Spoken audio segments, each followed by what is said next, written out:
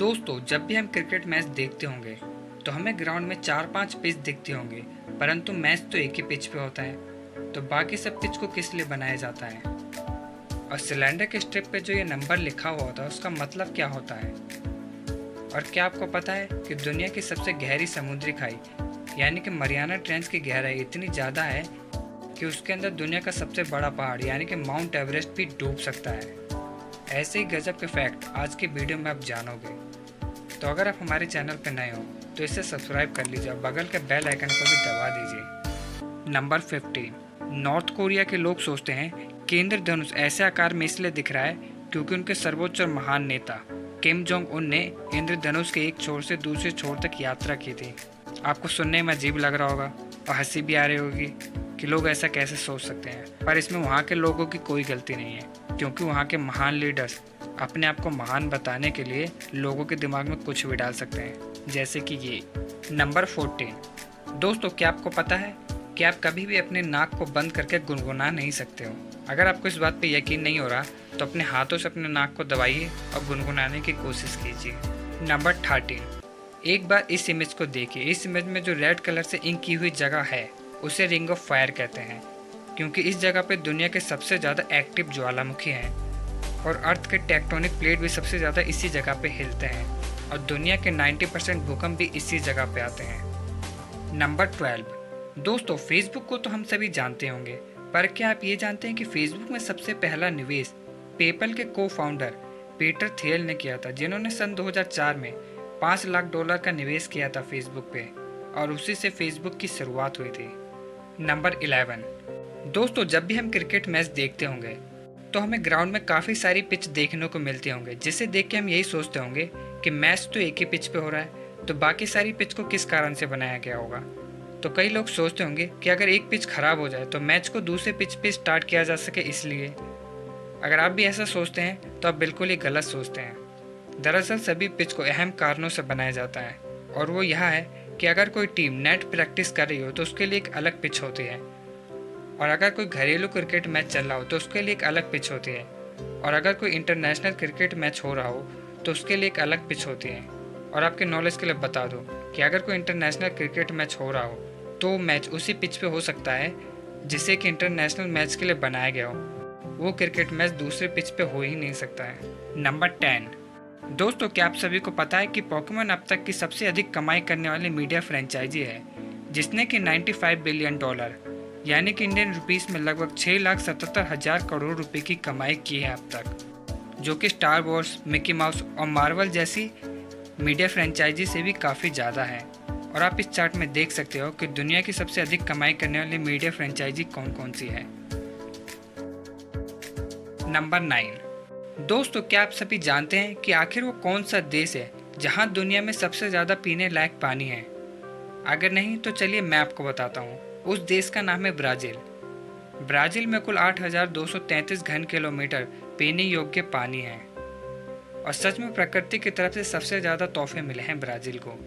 दुनिया का सबसे बड़ा जंगल अमेज़न भी ब्राज़ील में ही पड़ता है, और दुनिया का सबसे ज़्यादा पीने योग्य पानी भी ब्राज़ील में ही है।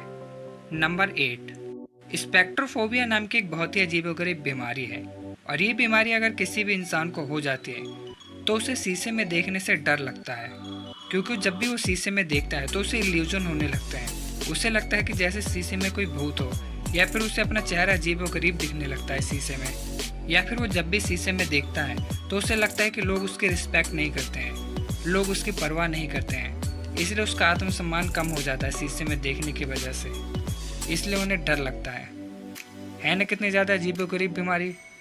नंबर 7। दोस्तों, क्या आप सभी को पता है कि सिलेंडर भी एक्सपायर होता है, और उसकी एक्सपायरी डेट आप सिलेंडर के स्ट्रिप पे देख सकते हो। और इससे पहले कि आप अपने घर के सिलेंडर की एक्सपायरी डेट चेक करने जाओ, उससे पहले ही पूरा फैक्ट सुन लीजिए। जैसे कि सिलेंडर में लिखा हुआ है B13, तो उससे क्या आपको पता चलेगा कि वो आपका सिलेंडर कब एक्सपायर होगा? नहीं ना। तो इसलिए इस पूरे फैक्ट को सुनिए। सिलेंडर की एक्सपायरी डेट में सिर्फ 4 स्पेलिंग यूज़ की जाती है, और वो है ABCD, जिसमें A का मतलब होता है मार्च, B का मतलब होता है जून, C का मतलब होता है सितंबर, और D का मतलब होता है दिसंबर। और इन 4 महीनों के अलावा सिलेंडर और किसी महीने में एक्सपायर नहीं हो सकता है। और जैसे इसमें लिखा हुआ B13, तो 13 नंबर साल को दर्शाता है। यानी कि ये सिलेंडर जून 2013 को एक्सपायर हो चुका है। अगर ऐसे किसी सिलेंडर पे D22 लिखा रहता तो उसका मतलब होता कि वो सिलेंडर दिसंबर 2022 में एक्सपायर होगा, और वैसे अगर किसी सिलेंडर पे A25 लिखा होता तो वो सिलेंडर मार्च 2025 में एक्सपायर होगा। दोस्तों, अब आपको समझ में आ गया होगा कि आप अपने सिलेंडर की एक्सपायरी डेट कैसे चेक कर सकते हो, और यह है ना कितना ज़्यादा नॉलेजफुल फैक्ट। नंबर 6। दोस्तों, जैसा कि आप सभी को पता ही होगा कि दुनिया की सबसे गहरी समुद्री खाई मरियाना ट्रेंच है, पर क्या आपको ये पता है कि मरियाना ट्रेंच की गहराई लगभग 11 किलोमीटर है।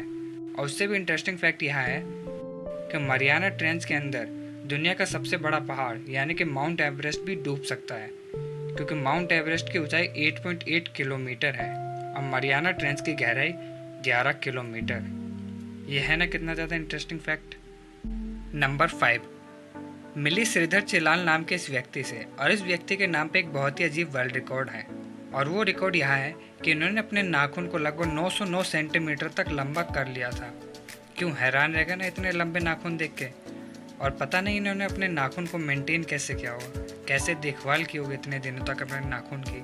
परंतु बाद में इन्होंने अपने नाखून को कटवा लिया और अब इनके नाखून को न्यूयॉर्क के एक म्यूजियम में रखा गया है। नंबर 4।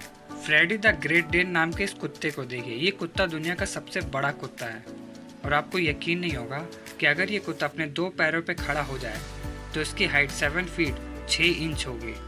क्यों, हैरान रह गए ना। और ये कुत्ता तो खली से भी कंधे मिला सकता है।